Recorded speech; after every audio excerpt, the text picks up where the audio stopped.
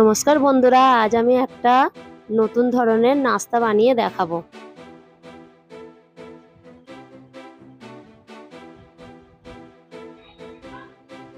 প্রথমে আমি কড়াইয়ে এক বাটি জল নিয়ে নিলাম, তাতে 5 চামচ চিনি দিয়ে দিচ্ছি।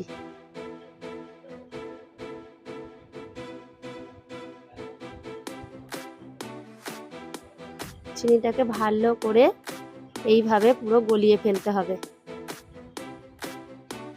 চিনি গলে গেছে, এবার আমি এক বাটি আটা নিয়ে নিলাম, তাতে 3 চামচ সুজি দিয়ে দিচ্ছি। সুজিটাকে ভালো করে মিশিয়ে নিলাম। এবার ওইটা আমি 3 চামচ ঘি দিয়ে দিলাম। ঘিটাকেও এইভাবে ভালো করে মিশিয়ে ফেলতে হবে। এবার ওইটা আমি 5 চামচ তেল দিয়ে দিলাম।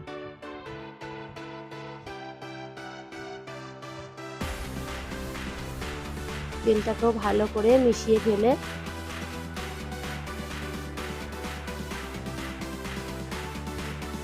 মেশানো হয়ে গেছে তেলটা।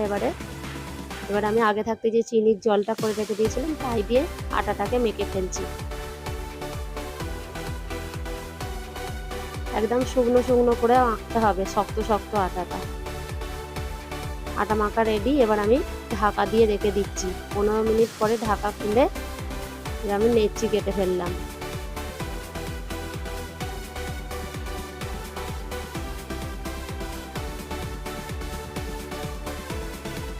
এবারে আমি চাকিতে একটুখানি তেল দিয়ে নেচিটাকে ভালো করে বেলে ফেলবো।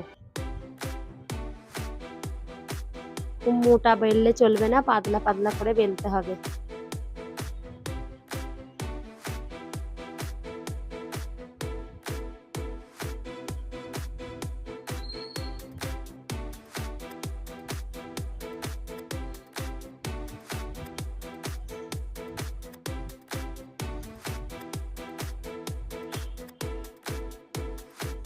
এবারে একটু ধারগুলো ফেটে ফেটে গেছে, আমি ওটাকে মুড়ে আবার নেচির আকারে করে ভালো করে একবার বেলে নেব। এইভাবে বেললে আর ধারগুলো ফাটা দেখতে পাওয়া যাবে না।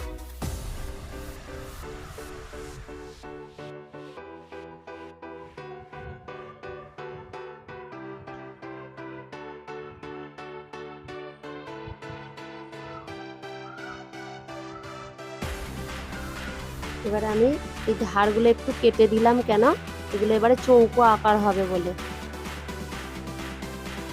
এই যে কেটে বাদ দিয়ে দিলাম, ওগুলো আমি পরে নিয়ে নেব।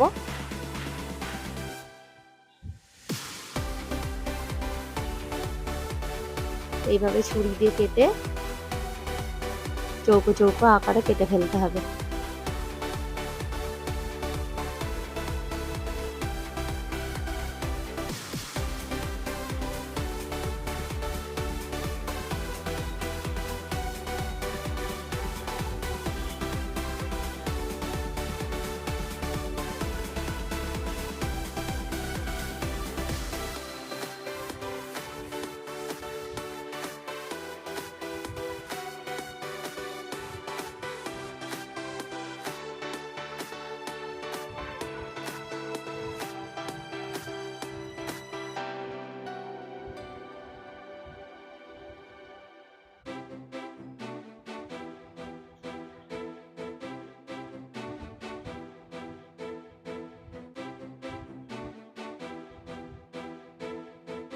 আর আমার এই রেসিপিটা যদি ভালো লেগে থাকে তাহলে একটা লাইক আর আমার চ্যানেলটাকে সাবস্ক্রাইব করে দিও।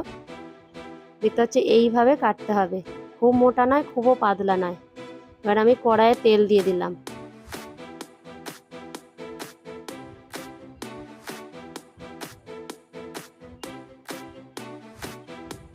তেলটা খুব বেশি গরম হলে চলবে না, হালকা গরম করতে হবে।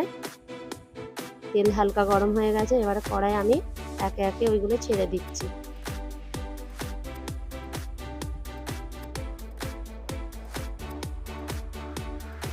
প্রথমটা বলে একটা একটা করে ছাড়ছি। যখন তেলটা মোটামুটি গরম হয়ে যাবে তোমরা পারলে সব কেটেও একসাথে দিয়ে দিলেও ছেড়ে যাবে, পুরো একটা একটা হয়ে যাবে তেলের মধ্যে।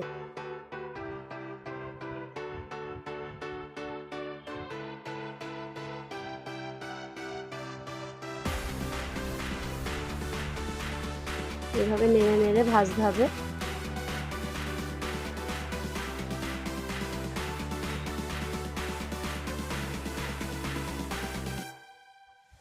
এই কালারটা হলেই জানবে ভাজা রেডি হয়ে গেছে। এবার আমি থালায় তুলে নেব।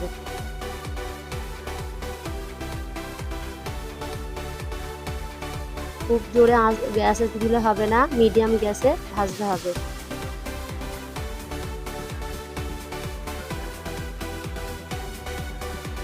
এবার আমি থালায় তুলে নিলাম। দেখতে পাচ্ছ কত সুন্দর হয়েছে, খাস্তা একদম মুচমুচে হয়েছে। এটা সকলেরই ভালো লাগবে খেতে।